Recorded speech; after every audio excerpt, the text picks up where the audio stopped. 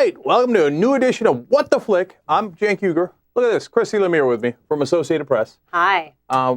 Hey, and first of all, before we do anything else, that is a lovely summer dress. Thank you. I feel kind of minty fresh in this. Thanks so much. You look very Irish. Top of the morning to you. Thank you. And I am Irish, hence being pasty, so it all works out kind of well. Yeah, it all makes a lot of sense.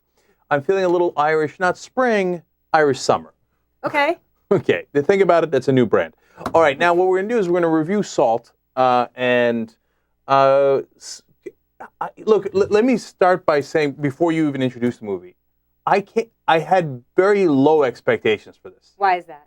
Because I thought, action, Angelina Jolie, I got it, Lara Croft, okay, not interested.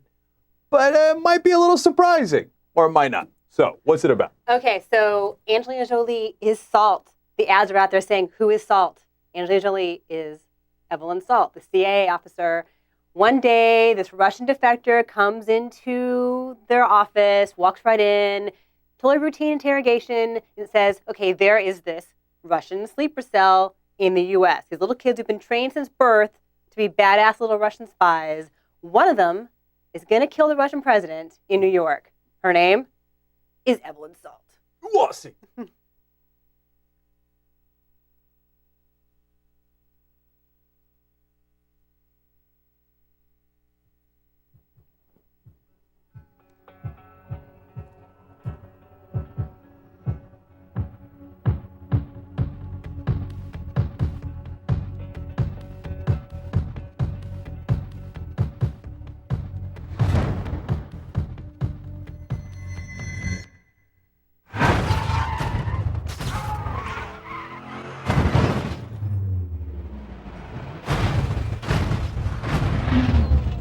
You think everyone is who they say they are?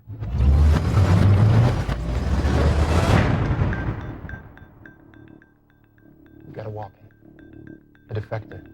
No one can sort out a nut job from the real thing faster than you. Today, a Russian agent will travel to New York City to kill the president. This guy's selling smoke. Wrap it up, Ev. The name of the agent is Evelyn Salt. My name is Evelyn Salt. Then you are a Russian spy.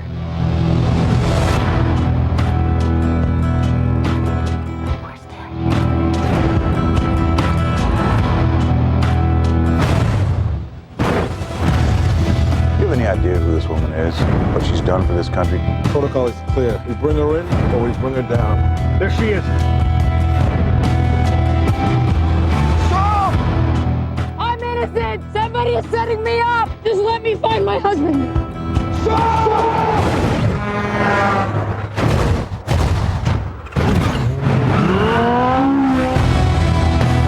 Maybe Salt is who she says she is. Maybe it's your department. Mine is catching her so we can find out. You got me? She had the drop on me. Why didn't she shoot? There's something else going on here.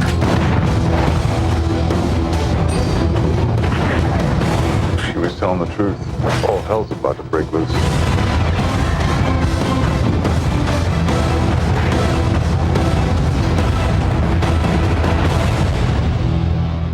You think everyone is who they say they are?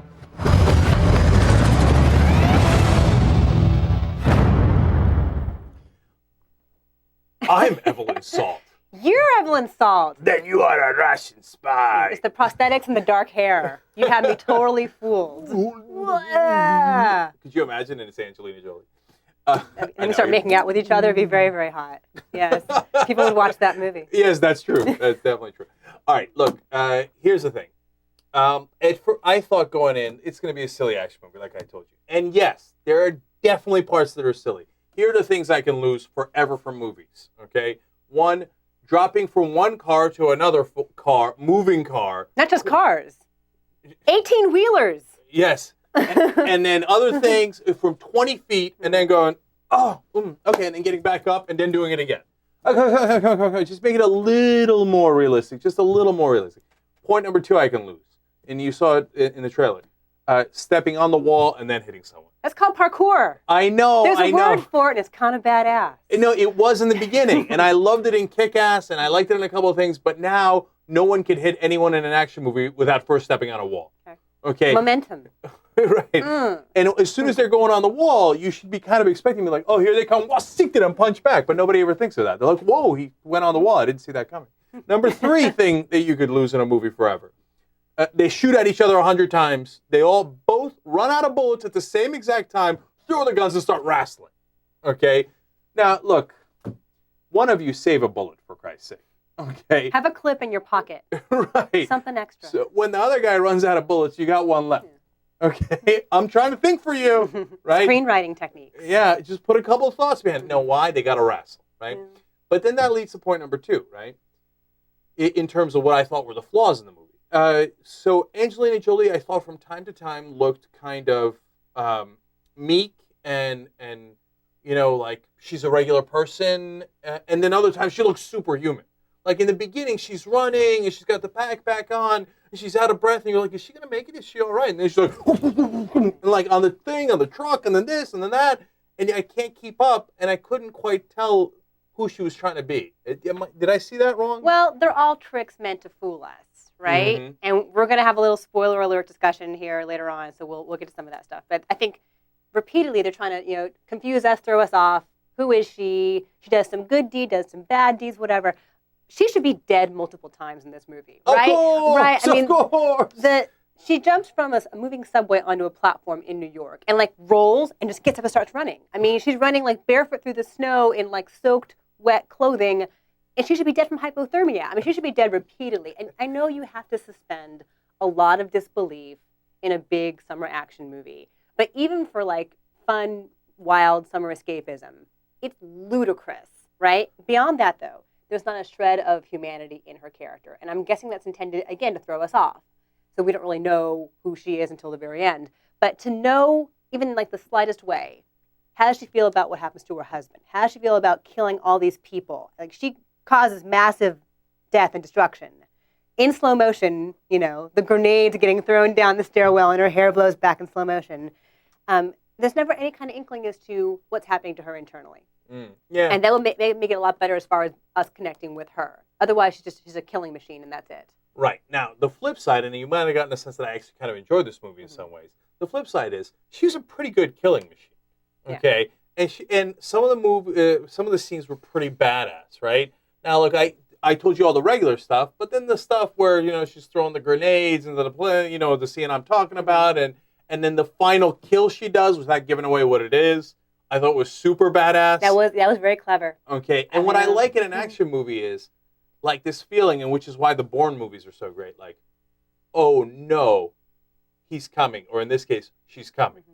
And when she's coming, everybody's in a lot of trouble. Yeah. Okay, I like that feeling, and they delivered it much better than I expected it. Okay. Okay, and so I felt like, well, that's what I went to see the action movie for, right? And they gave me kind of a badass, a hero in some ways that's killing a lot of folks in cool and clever ways. Right. I think she's intended to be she's meant to be a female Bourne. The whole point with this was it was supposed to have been a Tom Cruise role originally. Oh, really? Yeah, she happened to say, I want to play James Bond someday. So, voila, they changed Edwin Salt in the original screenplay to Evelyn Salt, and now Angelina Jolie is that character. I don't think that's a problem. I mean, I love the fact that they entrusted that kind of, again, to use the word badass, that kind of badassery to a woman. This is her niche. This is her bread and butter. If you look at the Tomb Raider movies, if you look at Wanted, which is awesome. I love Wanted. If you look at Mr. and Mrs. Smith, of course. So if anyone's going to do this, it's going to be her. And I like that there's no softening. Having said that, I want some humanity. I want to know a little bit as to what's going on emotionally for her. Anyway. Yeah, no, I hear you. I thought they'd give a little bit of that with the husband, at least. You didn't sense that? I mean, obviously she's trying to hide her feelings so we don't know, but I sensed that throughout the movie. Not a lot. I see what you're saying. You don't get a lot of view into her mind, right? But you can tell she cares about her husband. Okay. Okay, I thought. He might be a whole front. Right, but he might be. Because he doesn't know she's a CIA agent.